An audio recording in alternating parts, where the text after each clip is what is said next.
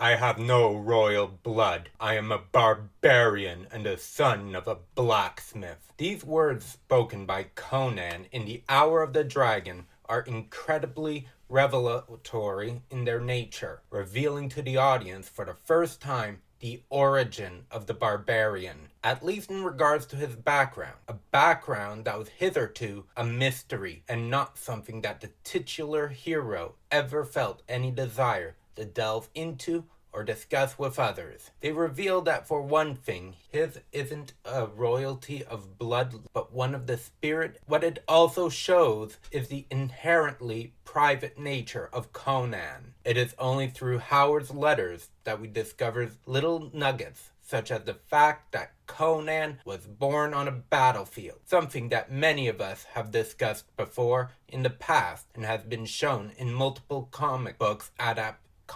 adaptations. The battle in question took place between the raiding Vanir and his own tribesmen, and who lived somewhere in the northwest of that tempestuous land. This origin presaged what was to come, namely the warrior nature of Conan. His origin's bloody nature doesn't end there, but involved his grandfather, who came from a southern tribe, having fled his own people, due in no small part to a vicious blood feud. This grandfather, who is called Connacht in the Dark Horse comics, was a man who had journeyed the length and breadth of Hyboria, exploring her many nations for years before his return to his homeland. It was he who instilled in Conan a fascination for the South by passing down his many tales to him. Likely beginning his warrior training as a child, Howard, though, doesn't admit to knowing a great many of the details regarding Conan's childhood, or how he first glimpsed the civilized world, which shows that Howard was rather like Tolkien, almost a gardener in terms of writing style, letting the characters grow on their own in some ways. This also shows that Howard intended to keep a lot of what Conan had gone through in his childhood, and a lot of the childhood itself, a mystery. The idea being always to tantalize the audience rather than showing everything.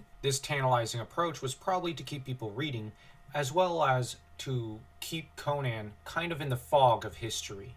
Kind of like Aragorn's adventures were kept behind a veil rather than just being shown all in one story or mentioned all in one little soliloquy or something. In one of his letters, Howard mentions that it is possible it was at Venarium, or that it might have been some frontier town that Conan first glimpsed the civilized world, or at least civilization. I myself have always rather liked the frontier town idea, and the possibility that it might have been Aquilonian troops station there that he first came into contact with, and that this was what instilled in him a desire to see the outer world, so that the first Hyborian society he might have gotten a taste of was that which he later came to be part of. But this is not a fact. In reality, it is more likely that it was at Venarium that Conan first caught a glimpse of the civilized world of Hyboria. Now let's scale it back quite a bit and go back to the beginning, namely to the blacksmith part. Blacksmiths traditionally were metallurgical workers, obviously, but they were given one of the most important duties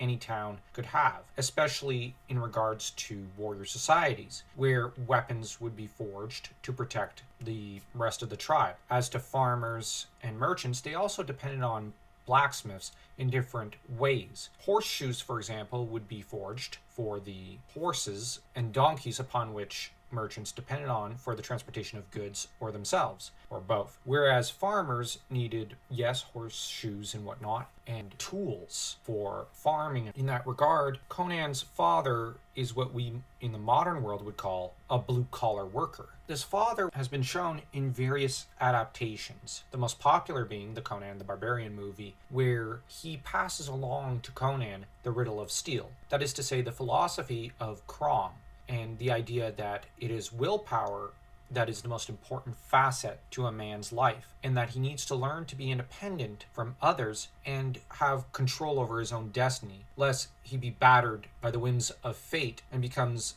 less than what he should be, that is to say, less of a man and less of a warrior as an individual, and that he will not merit the afterlife. This might seem harsh, but the advice in the manner in which it's being delivered is clearly from a position of love, which adds to Conan's father's nature. I think I speak for a great deal of many fans who, even if they're book fans more than movie fans, I think that the idea that Conan's father would have a similar personality and attitude that is shown in the movie does fit as to the idea of the grandfather having been a widely traveled individual. Like his son, he assumes the role of a more warrior archetypal individual. Yes, the father is a bit of the father archetype, but he is the warrior as well, as shown in the movie. The grandfather was the warrior in the context that most of the stories about him that are shown, let's say in Dark Horse Comics, shows him as a warrior. That aside, Conan makes reference to him a few times as well in Howard's stories. He's referenced in the letters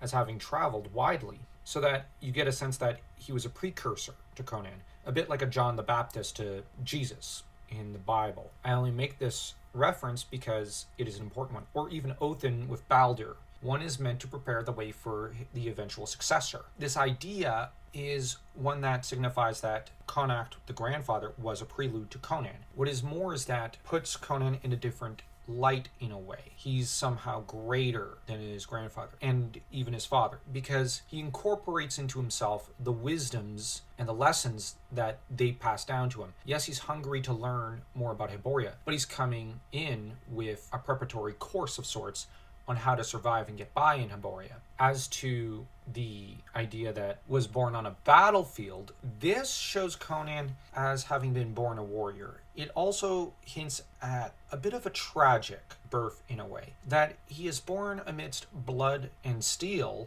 when he ought to have been born in a place of love and liberty rather than battle and loss. And the theme of loss and blood and grief remains pretty standard throughout the Conan stories, as there's no such thing as safety to Howard's mind. What is more is that this hints at one viewpoint that has always pervaded a great many warrior societies, that there's nothing more glorious than to give your life to defend your kinsmen and your tribesmen and your people, with this idea being hammered home when one thinks about how the Vanir men were, according to Howard, raiding the Cimmerians, and the Cimmerian tribe Conan belonged to were just defending themselves. So in this regard, it also hints at the role Conan would play as protector and defender rather than oppressor when he becomes king. One thing about Howard's psychology regarding life being a battlefield, just to harken back to that idea, it fits with Texas in particular, at least philosophically, especially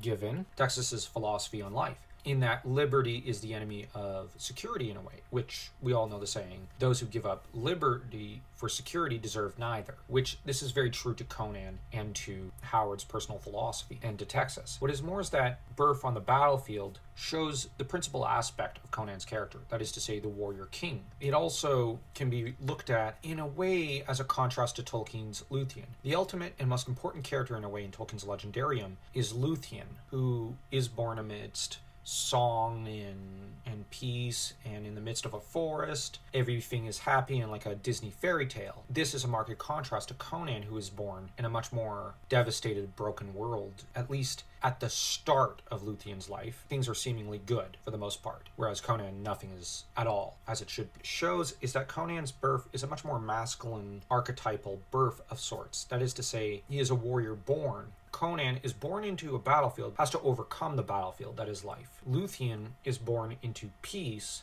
has to tread out from that peace on a hero's journey that takes her far away from home. Yes, but ultimately the goal is to return home. Conan is to escape the home that is the battlefield after he conquers it and takes into himself all the lessons that the battlefield can teach. The riddle of steel of sorts, if one looks at the movie, but if one looks at the stories of Howard, he has to fulfill the role of the barbarian archetype, that is to say, restore every society he runs into to their best state before finding his own way to a new home and making a place for himself and becoming a worthy king of the said kingdom, one worthy to rule but also to serve his people. If one looks at the role of kingship as service, as in the Celtic mythological sense, because the Celts had the notion that a king out to serve his people, at least in their folklore, and Conan is meant to fulfill both roles of ruling over and serving the people, and wedding himself to the land he is meant to rule. So in this regard, Conan is supposed to kind of conquer the worst aspect of Samaria,